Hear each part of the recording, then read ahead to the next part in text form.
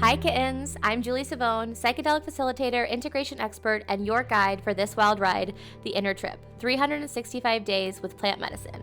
I've helped hundreds of people use plant medicine, primarily psilocybin, to heal, expand, and step into their next level. But this year, I'm taking it even deeper. For the next 365 days, I'm bringing you with me. I'll be microdosing, journeying, integrating, and exploring what it really means to live a limitless life, with plant medicine as a tool, not a crutch. So if you're ready to feel more alive, more clear, more limitless, and you're down to do it with mushrooms and a little bit of sass, you're in the right place. Let's take the inner trip.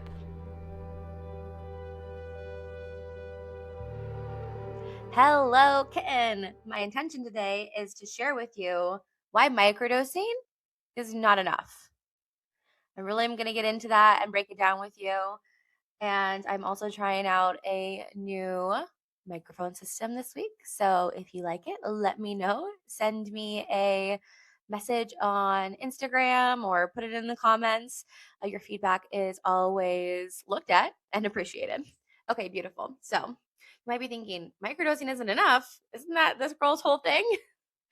So, yes, and this really came up for a couple reasons. One, I am building out the course portal for Limitless Women. So the first round was really about making sure that the framework was rock solid, the processes that everyone was going through. This round is about building out the course portal. So everyone who has gone through it, will go through it, is going through it now, will have access to this course portal where I'm taking like all of the curriculum and breaking it down into videos with slide decks and clear action steps, etc. Because I know they're just different types of learners, right? Like some people are going to absorb something really well on the call. Some people like to watch things over and over again. Some people like to read. I'm a listener. I'll listen over and over again. And I've said from the beginning that this was not a microdosing program, and I really stand by that. Like it is so much more than that. We are one official call in the as a group. There was a call to like get to know everyone's business and a call about human design, and then the first like official call as a group was with my chief wealth officer, and the questions that these women were asking. So one woman has a products based business, and she was asking about like what is the ratio of liquidity of product to have on hand, and how can I use debt in my favor so that I am making sure that the basically the widgets I need to have, the tools for the product, right? That need to be on the shelf. Or I learned that this period was like 90 days. If you can't get rid of your product or like sell your product or move through the product in 90 days and you have too much product, right? How can I leverage debt to fund that? Another woman was asking questions about, she has dual citizenship, so she's handling tax issues, and she realized her accountant might not be the best person for her because she's having a hard time getting meetings with her, and like tax strategy is really important, and no one wants to pay more money than they have to in taxes, right? So it was just like a call for me that left me feeling like, oh my god, this program is truly so much more than microdosing. Microdosing is a foundation. Microdosing will always be the foundation of my work. And I feel pretty confident saying that. I really feel like the mushies and I have this symbiotic relationship. And, Paul Stamets has said, like, maybe mushrooms have overtaken my brain. Um, and that is why I'm so passionate about them. And like, I'm just a patsy for mushrooms, and they're running the show now. And maybe that's true for me. Maybe like the mushrooms are telling me to be such an advocate for them, and to go out and almost like proselytize, the good word of psychedelics, right? But truly, this work is so important to me because it's done so much for me and for my clients, and it is the foundation. Until you can get to a place of regulation, until you can get to a place of responsiveness instead of reaction, a place of like feeling, not rushing anything, taking things day by day, minute by minute, being present, being focused, having energy, being able to take action. Like the rest of what you're building isn't going to last. It's going to feel really contractive. And microdosing is the basis of how you feel more expansive. And I've been getting a lot of questions lately, I think because I'm going through a round of, I just started a new round of microdosing, and I've been, talking about it a lot on my story. When I am in an active round, I'll, talk about it more on Instagram. One of the women inside Limitless Women, she's not new to psychedelics. She's actually come on 2 retreats. She's heading on her third. She'll be in Mexico with us. So she's not new to this, but I asked her like, "Hey, have you ever actually like followed a full round, like 30 days or more of microdosing?" She's like, "No, probably not because I have a hard time remembering." It's like, "Okay, no problem. We'll do the exact same protocol. I gave her a custom protocol based on what she was telling me she wanted to work with and work through. And I said, I'll do it with you. So every on day, I'll just text you and be like, hey, we're microdosing today. And I have microdosed. Obviously, when I do the live rounds of Unbreakable, I'm following the same protocol as everyone, and I really like it. Maybe that's just what I'll do from now on. Like when someone's on a protocol and I feel like I want to be on one, I'll just join them on theirs. There's just something like knowing you're kind of in partnership in this. That's a good feeling. So I was excited to do this with her, and I've been obviously saying like today's an on day, and sharing different things like my intention and what I'm working on that day and how I'm using microdosing in my day-to-day life. So it's elicited a lot more questions around like people want to know what protocol are you on and how much are you taking, like what dose are you on? And here's the thing, I am so happy to answer those questions. I'll tell you right now. I currently am following the Microdosing Institute protocol. It is 2 days on, 1 day off, and I still take 100 milligrams. Right, like if you do the work around taking your break, your full on break, and making sure you're never like reaching the point of tolerance. Like I'm good at 100. Some people are like, oh my God, like I want to take 200, I want to take 300. And for some people, like that is what needs to happen, especially like my babes with fibromyalgia or chronic pain in general, or long-term SSRI use. Yes, for sure. All of those, some like those are generally the ones that need a little bit of a higher dose. But I think, if you do feel like you need a higher dose, after some time, I would really look at like, are you fully taking a break in between rounds?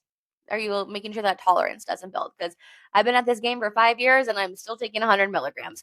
But people, they want to know these things, right? And I can tell like from the conversations I'm having with people in the DMs that they're saying things like, oh, I don't know, like microdosing isn't working for me. Maybe it's not working for me. I don't feel like it anymore. And so we kind of dig into that. And of course, there are some things, right? Like, how long have you been microdosing? Have you been taking your rest periods?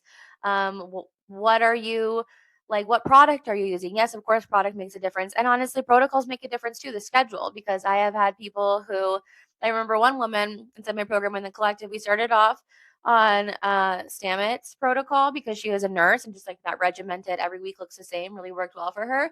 And I think people sometimes like, oh, I want to try all these different protocols. So month two, we did a different protocol. I gave her a different protocol that would still support her and her, intention for that round two.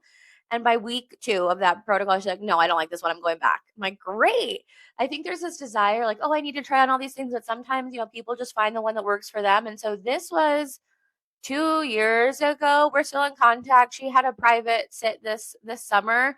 I got to meet her in real life, and we stay in contact. We probably like connect once or twice a month, and she to this day still follows when she microdoses Stamit's protocol. So finding the right schedule does make a difference. Having the right dosage for you and your products does make a difference, but if protocol is like 10% and the right product is like 10% and the right dosage is like 10%, there's still 70% of the process that is so much more than like, when am I taking it? How much am I taking? What am I using? And I feel like people think like these are the things that are supposed to make this big difference and create this like massive result. And it's kind of like when people say like, okay, well, I'm going to the gym, but I'm not noticing changes in my body. And it's like, okay, you're going to the gym, but like, what are your stress management techniques? How is your sleep? Like, what are you eating? Like, are you following a training program?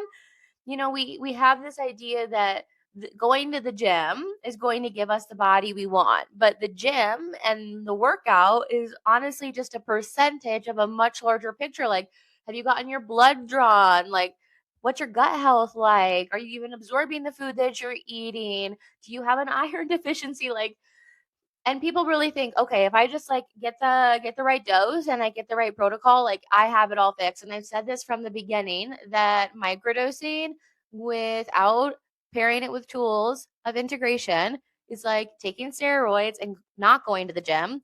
Absolutely freaking pointless. Microdosing is not a magic pill. It is not a magic pill. It is a co-collaborative process. And yes, I mean the microdosing is like the gas we put on a fire that may be feeling really dull because we are increasing neuroplasticity. So for brains that are one of the big five, that's what I call them, conditions of anxiety, depression, OCD, addiction, or PTSD. They're all very similar. They all have a lot of rigidity in the brain. There isn't a lot of new connection, and there's this default pattern to going down paths of repeated use, the well-worn paths that tell us like we suck, we can't do it, or think about PTSD. It's like bringing that memory up in your mind, and it feels so fresh, even though it happened 5 years, a decade ago, God knows how long ago, right? Or addiction, literally like picking up a drink or going, feeling like you need a drink, of anxiety, of like constant worry about what's going to happen, or depression, looping on something that has happened in the past, unable to stop replaying it or rehaving the conversation, or OCD, which traditionally is about obsessive thoughts. Like we think about OCD in a very stereotypical way of like she needs to touch the doorknob 5 times before she leaves, but OCD is a thought repetition more than anything, like in a very classical sense. So all of these things, it's there isn't a lot of new activity. It's the same activity, it's the same pathway that we're just going over again and again and again. And so I love this example from Paul Stamets. Again, this is not my example, but thinking about if you are the 100th person to go down the mountain on a ski slope, like you are pretty much going in the tracks of the people that have gone before you. But if you're the first person and there's a fresh layer of snow, you choose the path. And that is what psychedelics do for you. They increase neuroplasticity, and they increase the opportunity for you to have and form new connections in your brain. They increase that entropy, that chaos, which might sound bad, but for a brain that is normally very rigid and has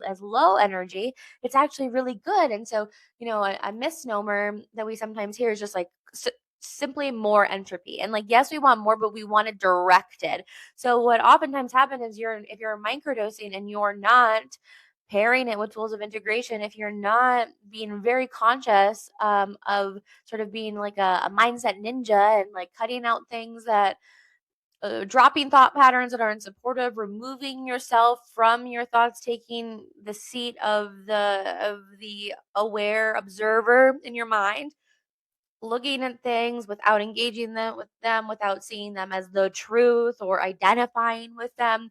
If you're not really conscious of doing all of these things, the things that you're reinforcing, the neuroplasticity that you're reinforcing, might actually be things that you don't want. It might be scrolling. It might be more or different apocalyptic thinking. It could be all sorts of crap that you don't actually want because you're not following a process. And so I was talking to this woman, like, oh, I don't know, I'm doing all these things, but it just like it's not, I don't feel like it's working for me. And it, I knew that she like wanted me to basically give her some like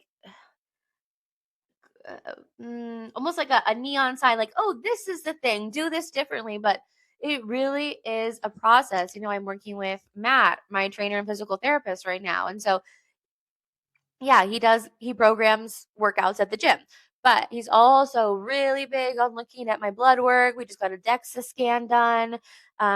He knows all my meals because he orders them for me. Like I take all this regimen of vitamins.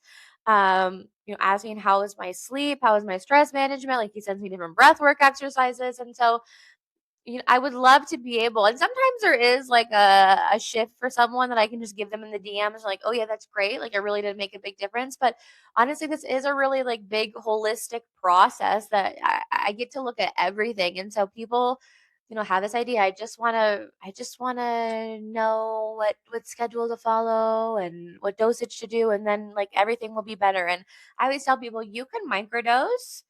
Like and just like take it like an Advil, and you'll probably have a good day.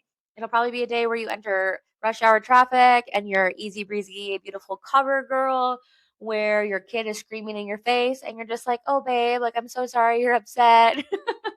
A day where your mom says something about your life choices or your weight or something, and normally you would give her the middle finger, and instead you're like, oh, mom, you really are doing the best you can with what you have, right? It's a day that things just like roll off a little bit easier, but you're not going to dramatically change your life if you are not using a proven practice. It is so much more than just the dosage and the schedule. In the same way that training is so much more than just, how many lap pull downs you're doing at the gym. Oh my gosh. And so I felt really fired up to share this with you today because I hate seeing some people feel like microdosing doesn't work in the same way that like I would feel. I mean, I have to be careful because I don't want anyone to think I'm like advocating for them to go use steroids, right? But again, if you were using steroids and not going to the gym, would you be confused why you didn't have all this muscle growth? I don't think so. But people think like microdosing is this magic pill that's just like supposed to magically fix all of their problems without having to put their good faith effort into it too. And there really is no magic pill. I was just creating the slides for Inside Limitless Women. Module 2 is Master the Dose. So like microdosing is the foundation, and feeling really like confident and like an expert in building your microdosing practice and how to use it for regulation, etc. And so I'm building the slide deck on one of the slides. I'm all caps. There is no magic pill, because I just really want to emphasize for these women, like, you're going to be microdosing throughout this process. But it's not just the microdose. Like, the microdose itself isn't the thing that's actually going to change your life. It's the work that you put into this program. So, like, I recommended my client, she's meaning, she was so blown away by my chief health officer coming in to share his expertise and support the women and like answer their questions. He was so blown away by what he helped her with just on the call that she scheduled a consultation with him.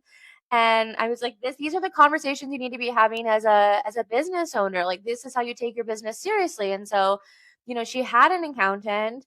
But again, the accountant wasn't really responsive to her. Some of her friends had said they had bad experiences where they ended up losing money because of this accountant.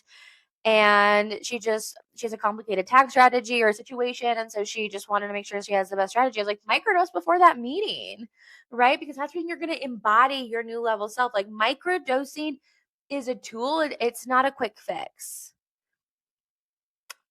Microdosing is a tool, it's not a quick fix. It's like, if you have a hammer, but the thing that you actually need is a shovel, or you need to be digging, like, of course you're not going to think the hammer is useful. Microdosing on its own is not going to magically change your life. The work that you do while you're microdosing, while you have this increased neuroplasticity, while you have a quieting of your default mode network, while you have a blood flow that is filtered away from the amygdala and into the prefrontal cortex, that is like, it's the gas in your oven. Oh, that's real. I like that analogy a lot. I thought of that recently. Like, people who feel like they've done all the work, they've gone to therapy, they've had coaching, they've read Let Them, they've listened to the podcast, like, it's not clicking. I'm like, yeah, baby, because you have all the ingredients for the cupcakes. You literally have everything poured into the cupcake holders, but your oven isn't on. And microdosing turns your oven on. But microdosing isn't a substitute for all the ingredients, right? Microdosing is the fire, but it's also not a substitute. So the analogy works both ways. You still have to put in the work, and that is what our coaching is. That's why there literally is no way to work with me that's just, here is your protocol and here's the product. Like, that is not a possibility in my world, because I find it very disingenuous. And I think if people are out there like selling that, I'm like, people aren't going to get the results that they want from microdosing. All of my work incorporates tools of integration. Even like my, very entry level offer, Unbreakable. It's a whole month of text where we're habit stacking, where we're making the most of that neuroplasticity, where we're directing your neuroplasticity in the direction you want to see it go. Because that is the magic. The magic is the work. And I know people want an easy way out, and like a culture of, trizepatide and semaglutide and all the tides. We just want the thing that we inject and then we magically lose weight or whatever, right? But that's not microdosing. And honestly, I don't really even think it's weight loss, because if you're not changing your food behaviors and like looking at the noise and getting to the underlying emotional root of your eating. Because let's be real, if you overeat, there is an emotional component to that is driving that behavior. And so it's a co-collaborative process. But I also want you to be excited about it because that's where the juice is. I mean, I feel so good after I microdose and do breath work. I feel so good after I microdose and visualize. I feel so good after I microdose and work out or go to the sauna and cold plunge or meditate. And it's like, it just makes things even better. It makes them even more potent, but it is not a substitute for the work. So I'm going to leave you with that today. I'm very lit up about it, obviously. And for your integration, I want you to honestly ask yourself this question. Where am I expecting someone or something else, something outside of myself, someone else, something outside of myself to do the work for me? And that might be in your romantic relationship. Maybe you are taking a backseat in your relationship and expecting your partner to read your mind or do the heavy lifting. Maybe that is in your fitness, right? Maybe you are, on a semaglutide or thinking about it and like you're kind of riding the wave of, yeah, I'm losing weight now. But are you also making sure you hit your protein intake? Are you going to the gym? Are you using this opportunity with less food noise to change your relationship with food? Because I will say that was what it was for me with microdosing. That was a real secret sauce. I had a very loud mind. She was very loud. Lord, my Regina George was loud. That's your default mode network, particularly your posterior cingulate cortex, where we have that like referential talk, like, oh my God, that was dumb. Oh, people don't like you. Oh my God, like you're not going to be invited. You're not cool, right? That was me. And when she quieted down, it was up to me on my on days of microdosing to notice that, to realize that A was a possibility because I didn't know any different, so I didn't know it was possible. If you've never experienced something, you might not think it's possible. It's kind of like, did you know that some people can't visualize? Maybe you're one of them. But until I found out, something aphasia. But until I found that out, I was like, no, everyone can visualize, but they can't. That's not how everyone's brain works. Um, so until I realized that was possible for me, I didn't know how to train my brain that way. And so then once I saw, okay, my brain doesn't always have to be loud, and then it became a skill of quieting down the thoughts, of kind of like honestly pressing mute on the thoughts, even on my off days. To now I'm so integrated in that my brain is very quiet. People are always telling me that's like my favorite, that's their favorite thing that I say microdosing has given me. I'm like, my brain's quiet. And for a lot of people, like, oh my God, what is that like? I'm like, well, let me show you.